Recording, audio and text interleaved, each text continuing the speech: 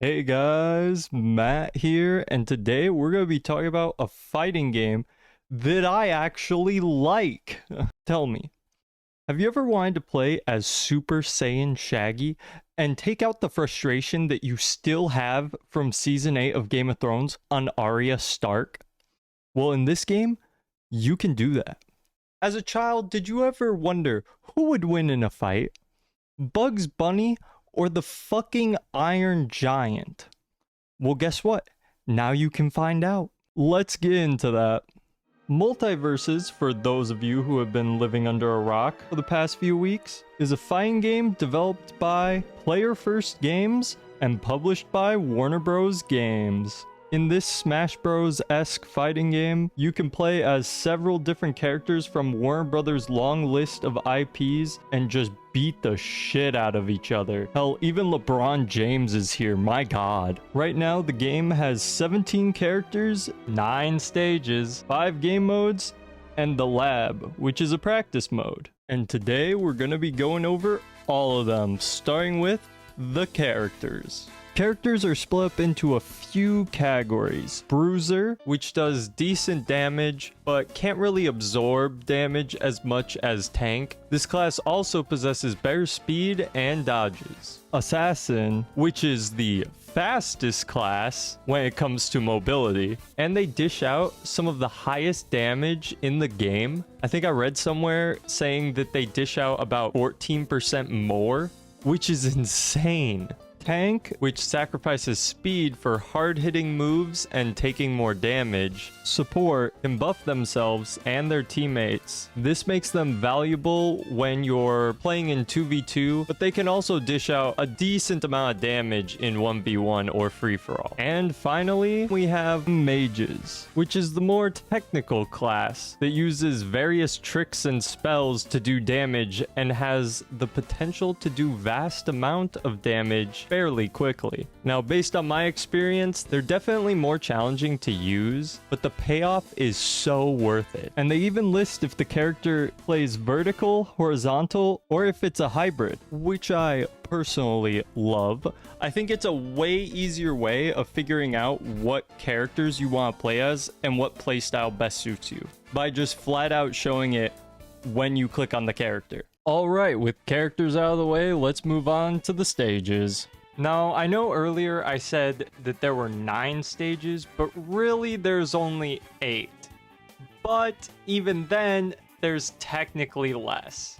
So, there's 9 stages if you include the training grounds, but you can't play PvP in the training grounds, so that's kind of a moot point. Then we have variations of stages that are already there, like Sky Arena and Trophy's Edge. So if you want to be technical about things, which I'm gonna be, you only really have the Batcave, Cromulon's Sky Arena, Scooby-Doo's Haunted Mansion, Tree Fort, and Trophy's Edge, which only winds up being about 6 stages, which is pretty low, but hey, they're pretty fun stages. Except for the Batcave. For some reason, I just don't like the Batcave. I don't find it fun to play on. Now, one thing to note about the stages is that sometimes they can change a bit. What I mean by that is sometimes, like in the Scooby-Doo Haunted Mansion, parts of the floor will fall and then rise back up again. In Chromolons, you can bash people into the speakers and then they'll get destroyed, creating a bigger opening for you to knock people out of the stage. And in the Batcave, smoke will come out of the vents on the floor, as well as you can knock people into the Batmobiles, again, creating more space to get ring outs on the stage. I think this is a neat way to keep stages fresh, and I hope I see more things like this in future stages. Just please don't make more generic maps like Trophy's Edge. It's really boring after a while. Oh, and side note, Tree Fort is my favorite map. Not because I think it's better than all the other ones, but because I really miss Adventure Time. Please bring it back. Also, I really hope we can see like a Tom and Jerry map. That would be pretty cool. And I think that there's a lot they can do with the Looney Tunes universe. So I hope they incorporate those into the game. All right, now that we've covered characters, stages, let's go over the game modes. Okay, so in Multiverses, there are 5 game modes. 1v1, which is, as it states, 1 player versus 1 player. Teams, which is 2v2. Co-op versus AI, which is 2 players pinned up against 2 AI. And free-for-all.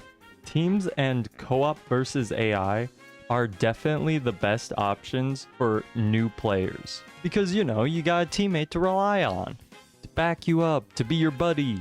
On top of that, you don't have your opponent just laser focused on you. There's another target on the field that they are going after. Free-for-all is also a good option, but it's not as good as having a teammate to rely on. Now, there's other targets for people to focus on, but if you're shown as a weaker link or you're playing as a character people hate, chances are you're gonna be targeted. And 1v1, I would say, is for more skilled players, people who have gotten used to the mechanics and understand how to play the game pretty well, and for players who want to get better so that they can participate in ranked. And finally, let's talk about the lab. Now with the lab, there's not a whole lot we need to go over. Basically, you pick whatever character you want, you don't need to unlock them beforehand, and then you jump into the training grounds and square off against an AI of your choosing that stays idle. I think this is a great way to try out characters that you haven't yet unlocked so that you can see what their abilities are. It's also worth mentioning that although it spawns you in training grounds, you can select other maps to play on in the lab. You are not just restricted to training grounds. Now, I know that there's a few things that I didn't really go over, but honestly, I don't really have to. And the reason is that Multiversus is free to play. So you guys can go and experience it yourselves at no cost. So honestly, go try this game out, because somehow this game was able to get me back into fighting games after being gone for years. I haven't touched a fighting game since like 3 years ago, and I haven't been super invested in a fighting game in almost 7 years. So the fact that this game was able to pull me in is just incredible. So yeah, go try it out. All right, so that was the video. Thank you guys so much for watching. Let me know in the comments down below, what do you think of Multiversus? Personally, I think it's fantastic, but I want to know what you guys think. Also, if you liked the video, drop a like, subscribe, you know, the usual. But yeah, thank you guys for watching. I'll see you guys in the next one. Peace.